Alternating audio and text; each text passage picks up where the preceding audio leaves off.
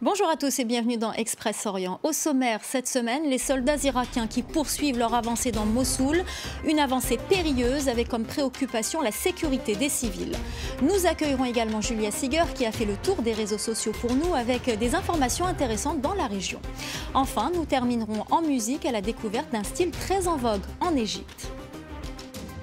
Mais avant cela, ces images en provenance d'Alep. L'ONU décrit une situation effrayante des civils à l'est de la ville. Les forces du régime syrien acculent les rebelles dans leur bastion à coups de bombardements incessants. En 3 jours, les troupes de Bachar al-Assad se sont emparées de plus de 30% du territoire rebelle. Au moment où le régime semble proche de sa plus grande victoire depuis le début du conflit, de nombreuses voix s'élèvent pour en appeler à venir en aide aux civils. Des civils également piégés à Mossoul. Les soldats irakiens poursuivent leur avancée et la bataille semble longue et compliquée. La ville est quasiment encerclée et les forces irakiennes et leurs alliés doivent à la fois sécuriser les lieux et aider les habitants à évacuer. Mounia Kassem. C'est enfin la délivrance pour ces habitants du quartier d'Al-Qadra. Les soldats irakiens sont accueillis en héros par la population. Une population enfin libérée du joug du groupe État islamique.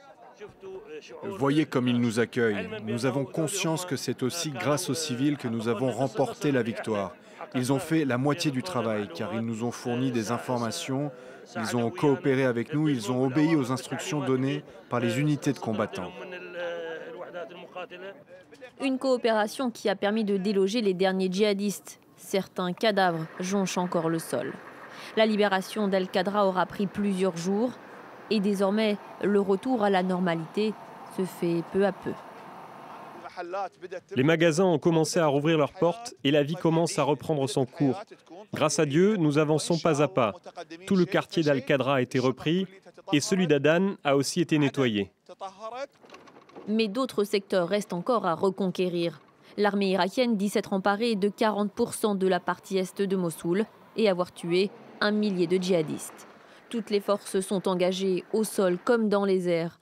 Mais la progression se fait de plus en plus difficile en raison de la présence de centaines de milliers de civils. Si certains parviennent à s'enfuir, d'autres en revanche se retrouvent coincés. Nous étions pris au piège. Nous avons fui nos maisons en direction des positions des forces irakiennes, mais les djihadistes ont ouvert le feu sur nous. Nous avons ensuite secouru les blessés avec l'aide des soldats. Les soldats irakiens craignent l'infiltration de djihadistes parmi les civils. Alors les hommes des quartiers libérés sont systématiquement interrogés. Certains sont relâchés, mais de nombreuses familles restent sans nouvelles de leurs proches.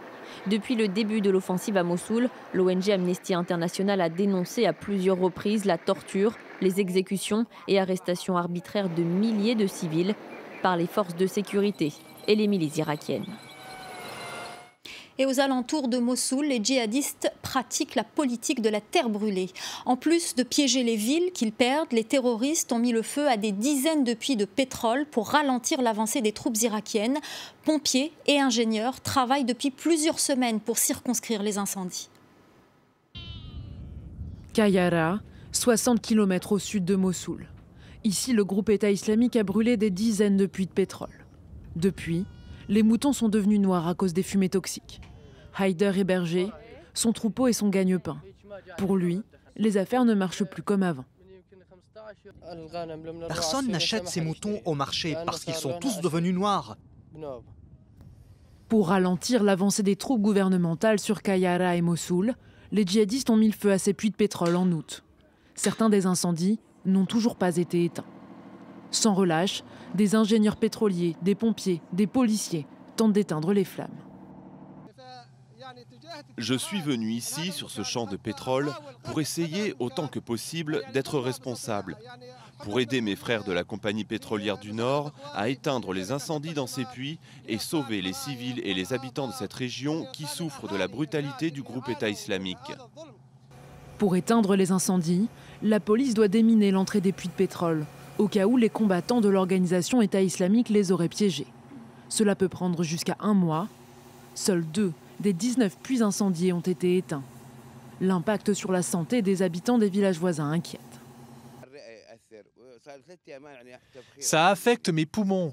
Je prends des médicaments depuis 3 jours à cause de la fumée. Ça affecte aussi l'environnement et la planète. Ça a tout détruit. D'après l'ONU, les incendies de pétrole brut produisent des polluants, dont la suie et des gaz à l'origine d'irritation de la peau et d'essoufflement. Un danger de plus pour les habitants de Kayara, dont la vie est rythmée par la fumée, qui semble s'être figée dans les cieux. Et comme promis, Julia Siger est avec nous sur ce plateau pour un Buzz Média. Bonjour Julia. Bonjour. Alors on reste à Mossoul. Vous allez nous parler de l'armée irakienne, des soldats irakiens qui se sont livrés à un mannequin challenge. Oui, c'est à se demander jusqu'où va aller cette mode du mannequin challenge, cette chorégraphie qui, je vous le rappelle, consiste à se filmer à l'arrêt dans une situation improbable. Et bien justement, aujourd'hui, elle s'exporte sur les champs de bataille. Un compte Twitter proche des groupes paramilitaires chiites combattant en Irak a récemment publié une vidéo de soldats irakiens se prêtant au jeu à Mossoul. La vidéo montre donc des soldats qui surveillent les positions des troupes de l'organisation islamique qui se trouvent sur le toit d'un bâtiment. Autre mannequin challenge controversé, cette fois-ci c'est à Alep, en Syrie. Et ce sont les casques blancs, les secouristes volontaires syriens qui se sont mis en scène en train d'aider un civil enfoui sous les décombres. Ils disent avoir voulu mettre en fait en parallèle les atrocités commises en Syrie et le monde extérieur en utilisant justement ce phénomène viral. Et évidemment, ça n'a pas été du goût de tout le monde. Alors on va en Égypte cette fois avec cette initiative du ministère de l'Environnement pour essayer de résoudre le problème de la prolifération des crocodiles dans le lac Nasser. Expliquez-nous.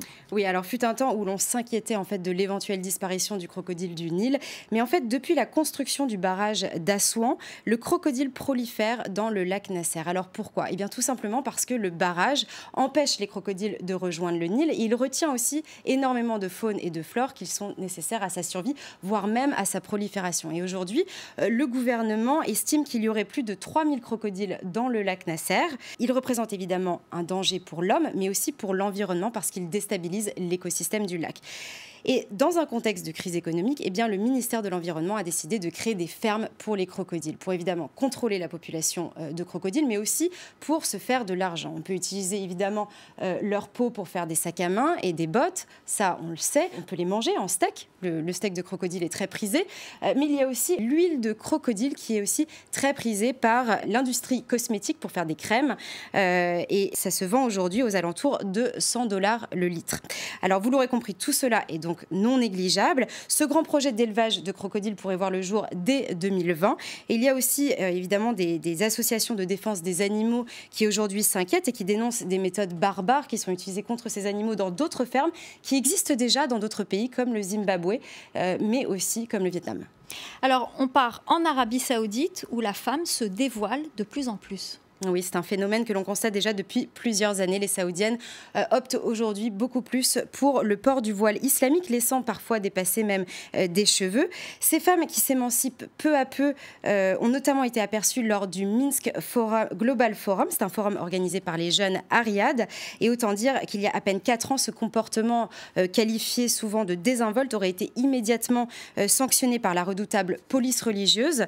Mais depuis avril dernier, un décret royal a considérablement réduit le pouvoir de cette commission. Malgré tout, il faut quand même le dire, la société saoudienne reste encore très conservatrice, avec beaucoup de poches de résistance, même dans la sphère féminine. Merci beaucoup Julia, on suivra ça bien entendu dans Express Orient. Absolument, merci. Direction l'Égypte à la découverte du Mahraganat, un style de musique devenu très en vogue. Le mouvement est né dans les années 2000. Dans les quartiers populaires, les artistes y mixent musique traditionnelle à d'autres styles. Dans ce club du Caire, Ahmed Saleh et Abdullah Minyawi font résonner leur dernière création de musique électro-soufi. Le duo incarne la nouvelle génération de musiciens qui fait danser le Caire. Leurs sons électroniques, hip-hop, jazzy ou rock sont parfois mixés avec de la musique traditionnelle. Les choses bougent sur la scène musicale. Il y a beaucoup de collaborations, de concerts et d'opportunités de se faire connaître. Le mouvement a démarré au milieu des années 2000 dans les quartiers populaires. Ignorés par les maisons de disques, les artistes mixaient à l'aide de logiciels gratuits ou bon marché et diffusaient leur musique sur Internet. Un nouveau genre musical, le Mahraganat, est devenu le plus écouté en Égypte. Ces morceaux sont maintenant les plus joués au mariage. C'est tout ce qu'ils passent comme musique, du début à la fin.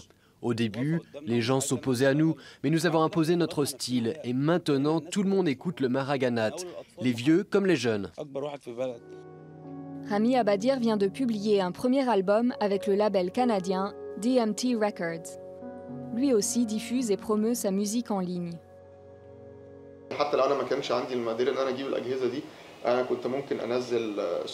Même si je ne peux pas me procurer d'équipement adéquat, je peux télécharger des logiciels pour faire de la musique. J'apprends comment faire sur Internet, tout seul ou avec l'aide d'amis.